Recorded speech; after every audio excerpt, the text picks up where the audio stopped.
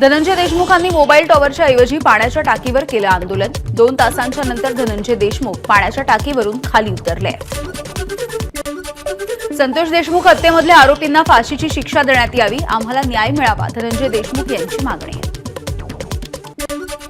मुख्यमंत्र्यांवरती पूर्ण विश्वास आहे, मात्र त्यांनी विश्वासघात करू नये, संतोष देशमुख यांचे बंधू धनंजय देशमुख यांचं वक्तव्य।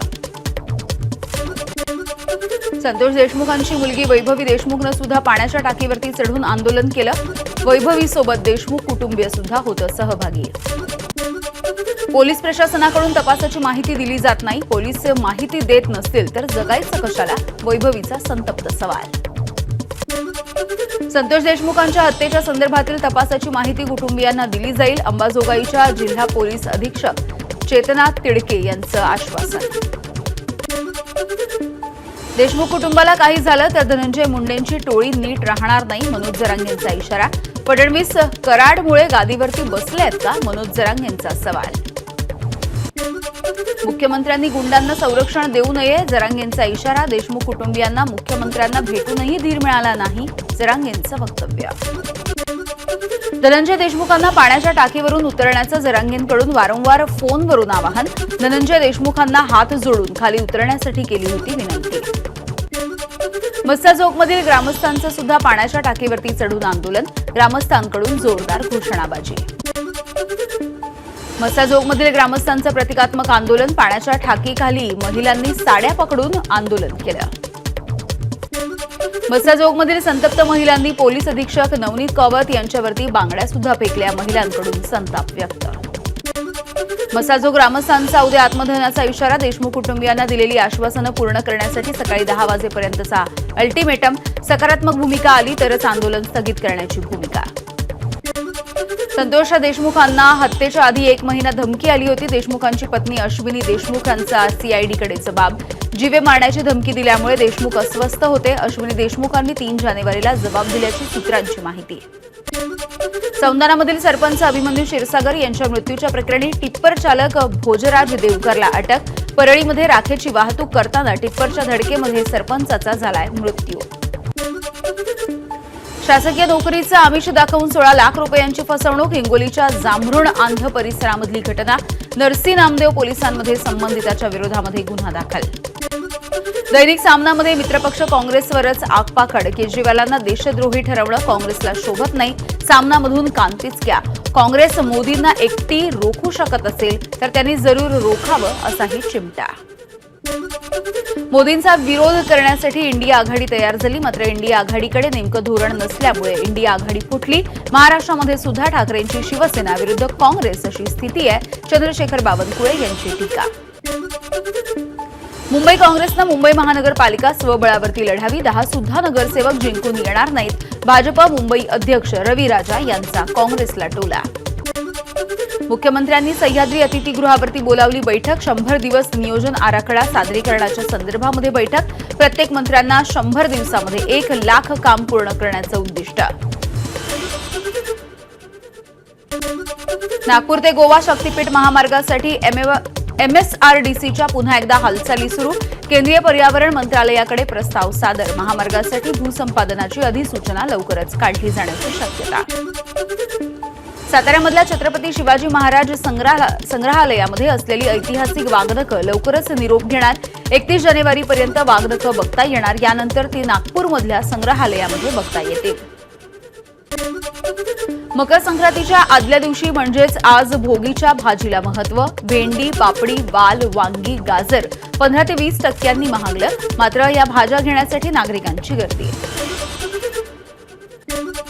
15 तारखेला पंतप्रधान नरेंद्र मोदी मुंबईच्या दौऱ्यावर, नौसेनेच्या 2 युद्धनौका आणि एका पाणबुडीचं पंतप्रधानांच्या हस्ते लोकार्पण, यानंतर मोदी महायुतीच्या आमदारांसोबत संवाद साधतील।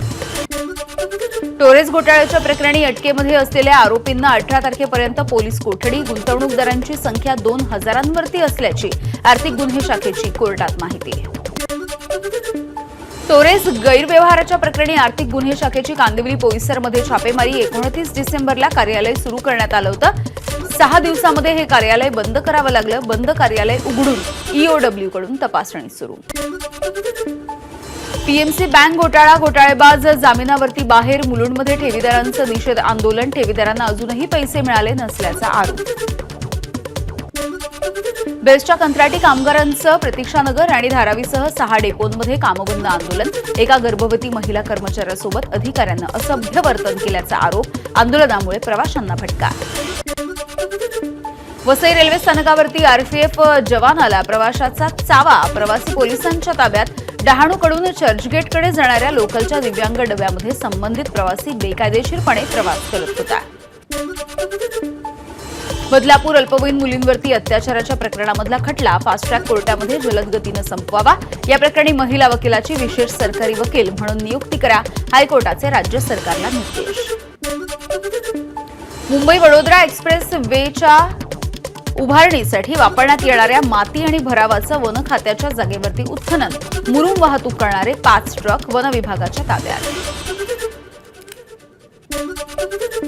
ठाण्यामध्ये अल्पवयीन मुलाने भरधाव टेम्पो चालवून 2 रिक्षांना उडवलं, एका रिक्षा चालकाचा मृत्यू तर 2 जण गंभीररीत्या जखमी.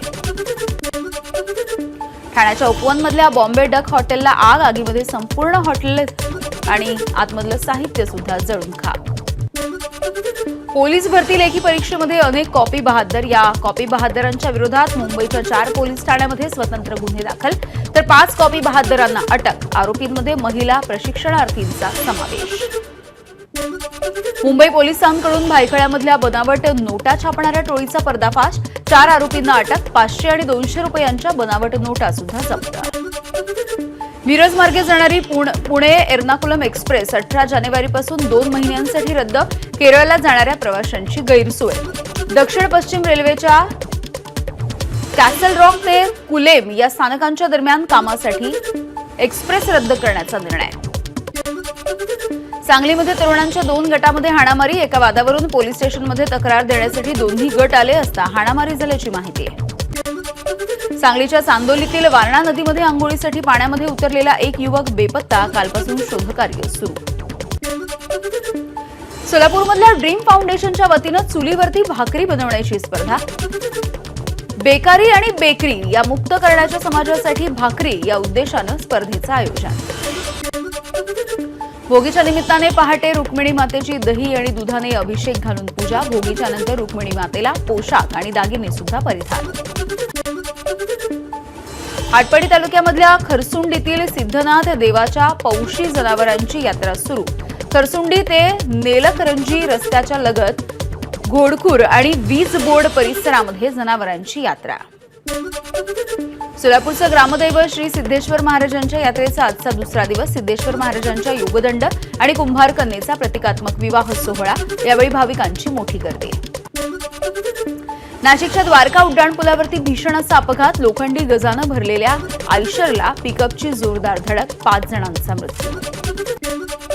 नाशिकमधल्या अपघाताच्या ठिकाणी मंत्री गिरीश महाजन यांनी केली पाहणी, अपघातामधल्या मृतांच्या कुटुंबियांना 5 लाख रुपयांची शासकीय मदत. नाशिकमधील अपघातामधल्या जखमींची गिरीश महाजन यांनी घेतली भेट, तर मृतांच्या कुटुंबियांचं सुद्धा त्यांनी केलं सांत्वन. हॉटेल कर्मचाऱ्याला बंदुकीचा धाक दाखवणाऱ्या पोलीस अंमलदार विशाल झगडेचं निलंबन. विशाल झगडेला न्यायालयामध्ये हजर केलं असता न्यायालयाकडून त्याचा जामीनही मंजूर. नाशिकमध्ये नायलॉन मांजाची विक्री करणारे पोलिसांच्या रडारवर. एकाच दिवसामध्ये 6 जणांवरती गुन्हे दाखल, आतापर्यंत 74 जणांवरती हद्दपारीची कारवाई. कांद्याच्या दरामध्ये 1000 रुपयांची घसरण, संतप्त कांदा उत्पादक संघटनेनं लासलगाव बाजार समितीमधील कांद्याचे लिलाव बंद पाडले. कांद्यावरील 20% निर्यात शुल्क तात्काळ रद्द करण्याची मागणी.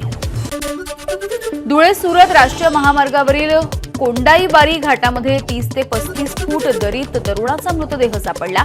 मृत तरुण 8 जानेवारीपासून होता बेपत्ता. तरुणाची हत्या करून त्याला दरीमध्ये फेकून दिल्याचा प्राथमिक अंदाज. अहिल्यानगरच्या मोहटादेवी देवस्थानामध्ये शाकंभरी नवरात्र उत्सवाची वेदमंत्रांच्या जयघोषामध्ये सांगता. राज्याच्या विविध भागांमधून हजारो भाविकांनी घेतलं दर्शन. एबीपी माझा, उघडा डोळे बघा नीट.